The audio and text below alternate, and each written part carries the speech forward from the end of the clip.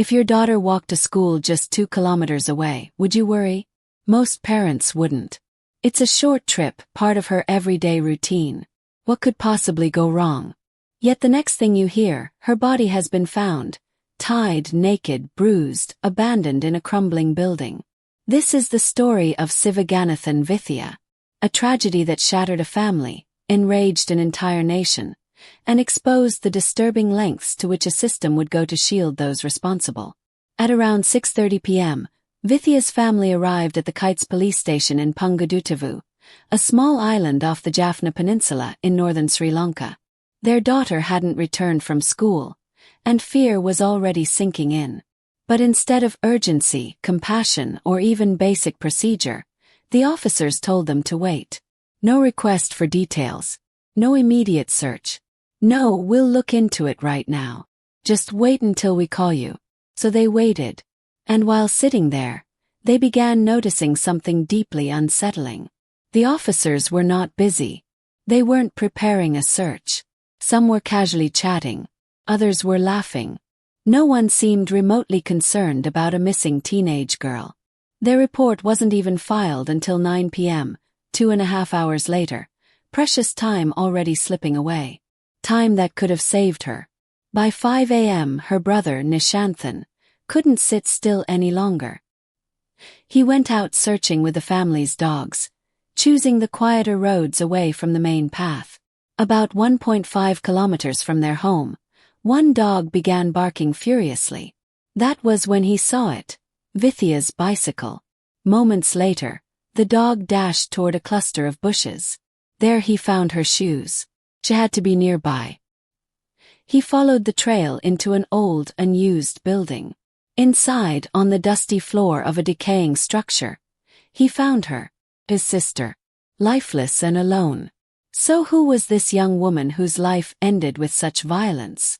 Sivaganathan Vithiya was born on November 25, 1996, at the government hospital in Mannar, Sri Lanka, during the height of the country's long and brutal civil war.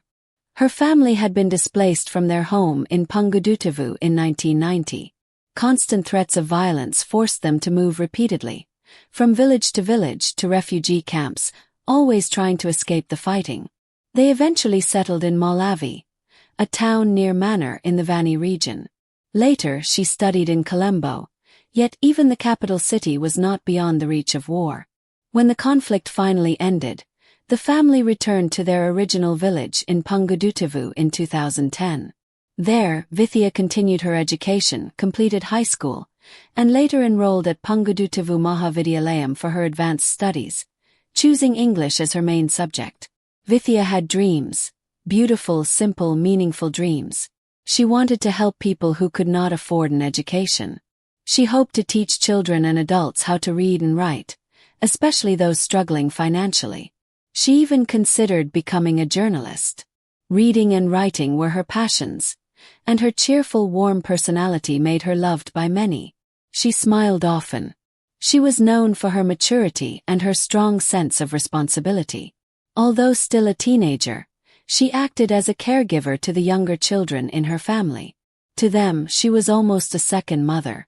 But she was also a daughter, a sister, a young girl who deserved safety and protection.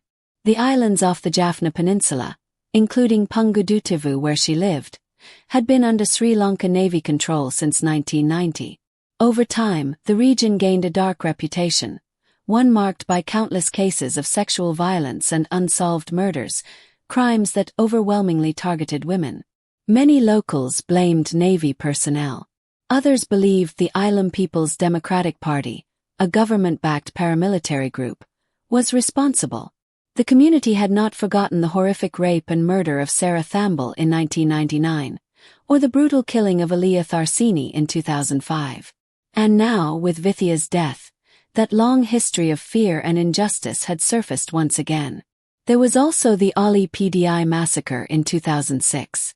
These weren't isolated events. They were pieces of a much larger and much darker pattern, a long, painful history of violence that remained mostly unpunished. Because of that, Vithiya's family had always been extra cautious. They made it a point to protect the women in the household, constantly reminding each other of the dangers that lurked in their region. They lived with fear even when they didn't voice it. But Pungadutuvu was their home. And by 2015, things seemed calmer, at least on the surface. The war had ended. The village was peaceful again. And Vithiya school was only 2 kilometers away, close enough to feel safe. Or so they believed.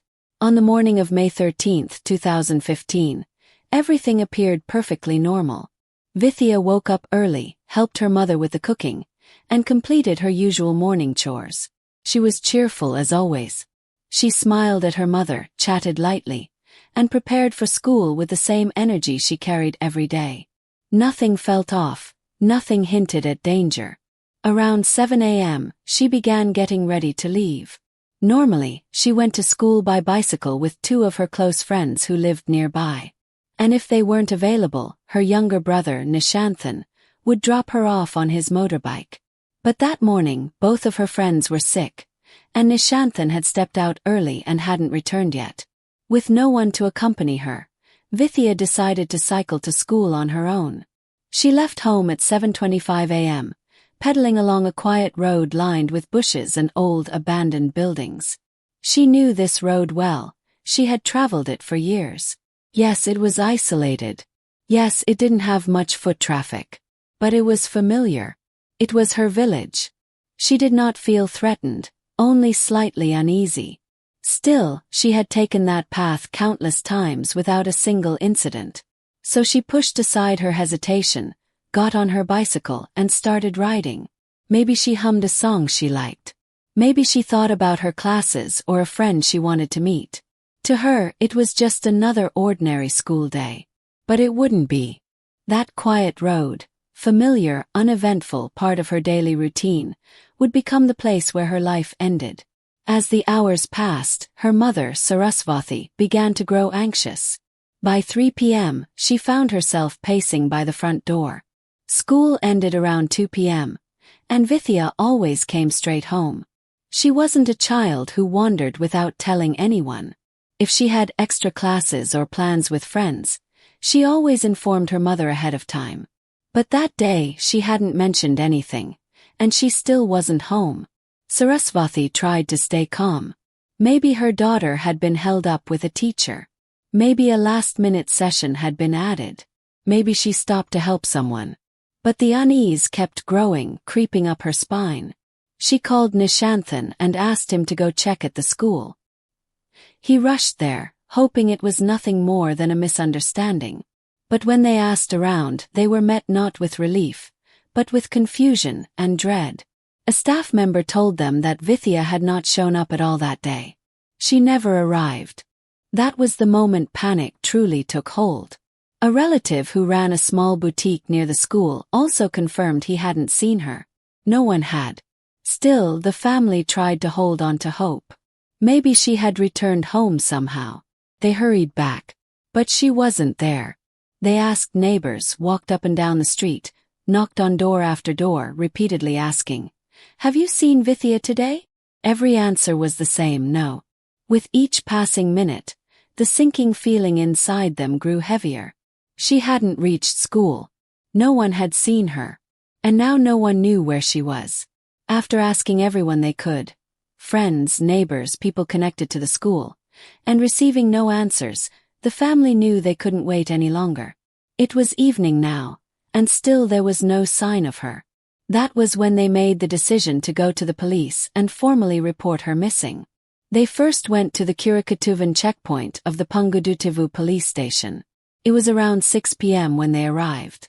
Saraswati, Nishanthan, and several other family members explained everything. Her route, the timeline, the fact that she never reached school. They were desperate for help. And they hoped, at the very least, someone would finally listen. Their daughter had not come home from school, and no one had seen her since she left the house that morning.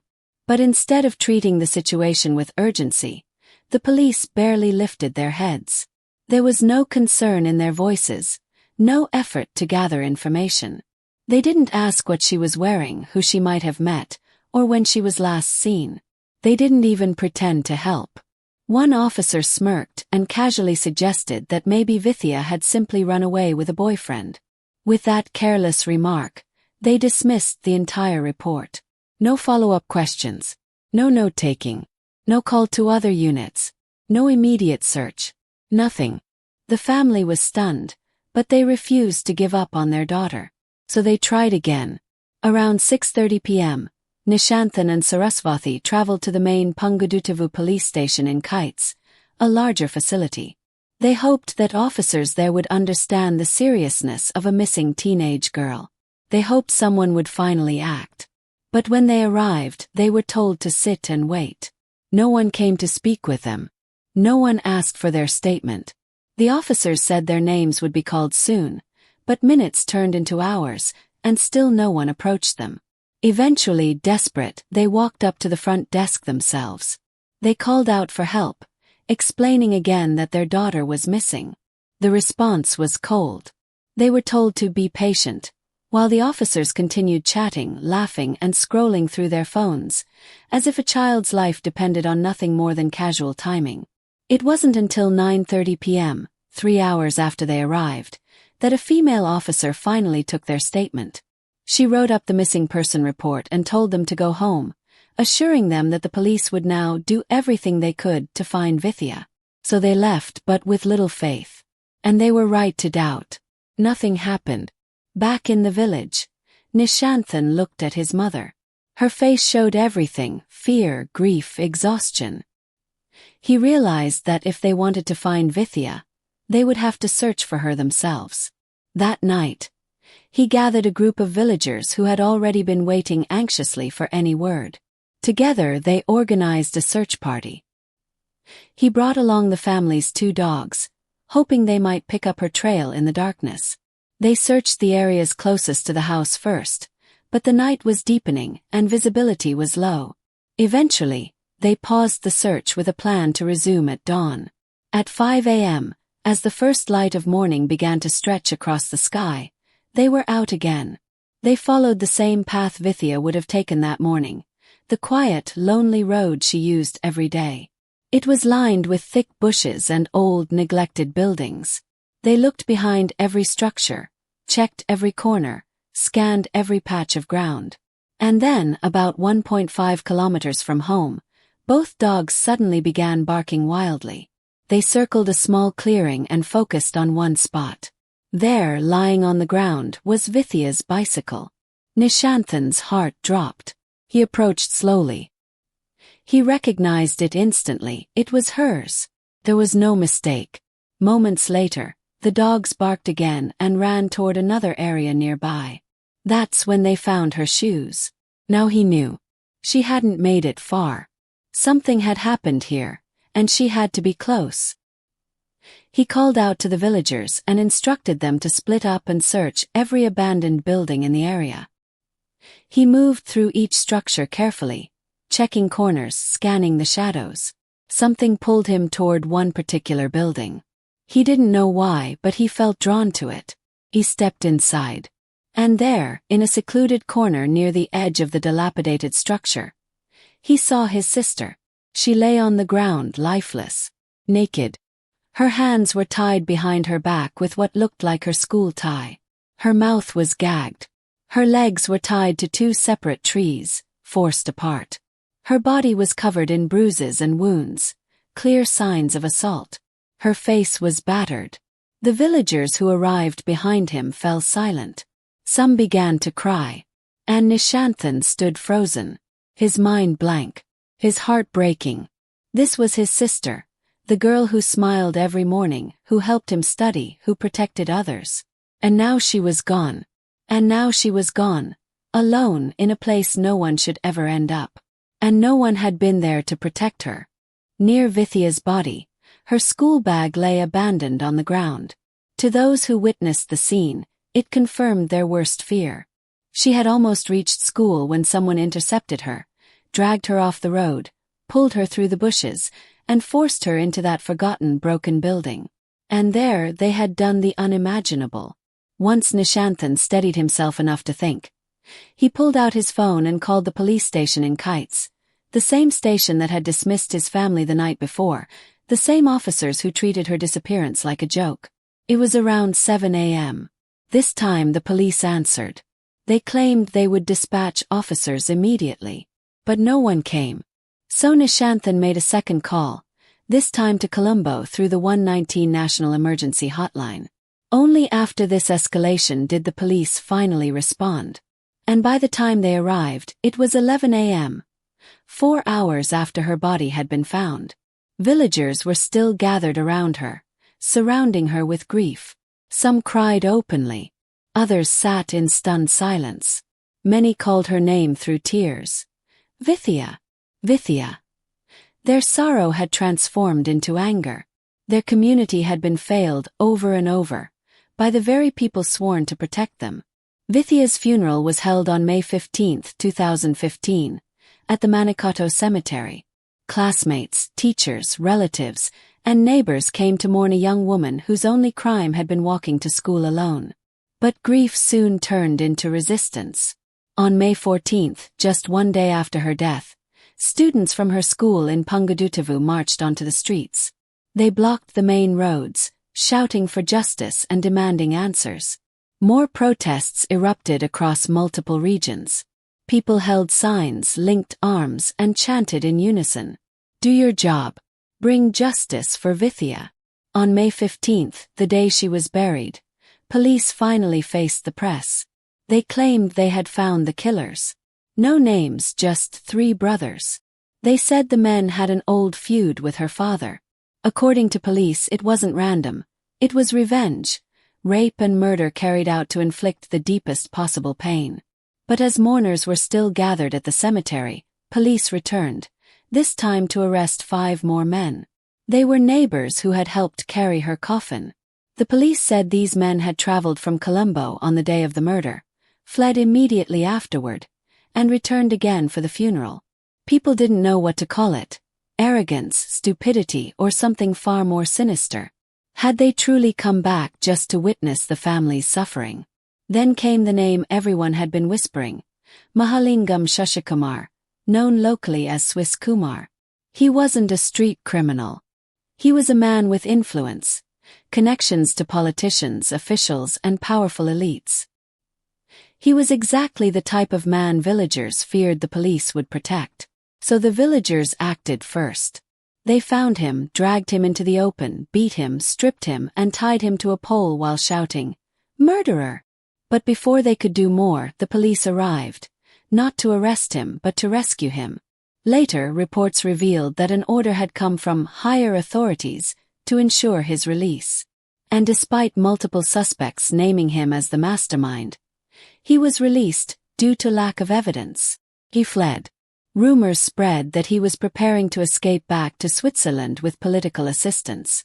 Outrage erupted nationwide. Protests spread like wildfire. Under immense public pressure, police finally arrested him 2 days later at a lodge in Welawat. When the suspects were brought to the Jaffna Magistrates Court on May 20th, chaos exploded. Protesters hurled stones at the court and police vans, demanding the suspects be handed over. Tear gas filled the air. That day, 127 people were arrested. And as legal proceedings began, an even darker truth started to emerge. During the first week of the trial, a disturbing truth emerged. This crime was not an isolated act of brutality. It was part of a broader, organized network of exploitation that preyed on vulnerable South Asian underage girls. Investigators testified that recordings of these crimes were routinely made by perpetrators and distributed to illicit websites. Vithiya's case, tragically, was no exception. Evidence indicated that her assault and murder had been filmed, and that the footage was allegedly handed over to Mahalingam Shashikumar, better known as Swiss Kumar. He was believed to be preparing to take the video to Switzerland for further circulation. According to statements presented in court, he believed there was an overseas market, particularly in Europe, for videos depicting Asian women being abused, and he intended to profit from it. Before the crime, he had allegedly supplied his accomplices with a specialized camera. Their instructions were chillingly simple: record everything. capture the abduction, the violence, even the final moments. Yet in the end, this footage never surfaced publicly. Some reports suggested it may have been destroyed, either to erase evidence or out of fear of exposure. Witness after witness placed the suspects near the scene. Some saw them watching Vithiya ride her bicycle days before she disappeared. Others reported whispers and suspicious behavior near the abandoned building on the very morning she vanished. Additional testimony described several suspects loitering in the area as if waiting for something, or someone. Physical evidence began to accumulate as well. Her glasses were discovered in a suspect's home. Her last known route was retraced in detail. And the scale of the case drew national attention. Even the president intervened, appointing a special 3-judge bench, the first trial of its kind held outside Colombo. Across 12 sessions, 35 witnesses testified. By the end, the judges dismissed any suggestion that the crime had been spontaneous or driven by emotion. The evidence pointed to something far more calculated. Vithiya's assault and murder had been planned, coordinated, and executed with intent. The court highlighted a glaring contradiction in the defense's argument. If the act had been driven only by one man's impulse, why involve so many others? Why record it? Why attempt to distribute it? This was not a moment of uncontrolled desire. It was an organized crime meant to destroy a girl, devastate a family, and feed an underground network that profited from suffering. Finally, on September 27, 2017, more than 2 years after the proceedings began, the verdict was delivered. 7 of the 9 accused, including Swiss Kumar, were sentenced to death, with 30 years of imprisonment to be served first. 2 were acquitted due to insufficient evidence. All 7 insisted they had been framed, claiming that divine justice would eventually exonerate them. But for Vithiya's family, for the people of Pungadutevu, and for the thousands who marched in her name, the verdict was the closest thing to justice they had hoped for. Even a decade later, the case continued to evolve. On February 20, 2025, the court found senior Dejilal J. Singh guilty of helping Swiss Kumar evade arrest in the early days of the investigation. He was sentenced to 4 years of rigorous imprisonment. The court also issued open warrants for the arrest of Sri Gajan, a former Crime Investigation Division sub-inspector accused of complicity, who remained at large. Meanwhile, the people of Pungadutevu and Sri Lanka as a whole never forgot Vithiya. On the 10th anniversary of her death, Vinay Junction filled with citizens, activists, academics, politicians, and community leaders. They carried her photo, chanted prayers, and demanded stronger action against violence targeting women. The gathering was meant to be peaceful, but tension rose when police began recording participants' names. Protesters stood their ground. "Take photos if you want, but we will not give our names." Even after 10 years, fear of retaliation lingered. So did anger at a system that had been slow to change. Today, the 7 convicted men remain in prison, still awaiting the final carrying out of their sentences. No one knows what goes through their minds, whether they feel remorse or continue to blame the world for their downfall. But for Vithiya's family, the grief has never truly faded. They continue carrying the memory of a cheerful, kind, driven young woman. A girl who dreamed of becoming a teacher, who wanted to help those who had little. A girl who never got her chance. Her name will be remembered, for the life she lived, for the dreams she held, and for the truth her case exposed about the society around her. Our deepest condolences go to her family and to all who continue the fight for justice, not only for her, but for every woman, every child, and every victim whose voice has been silenced. That is all for today. Thank you for watching.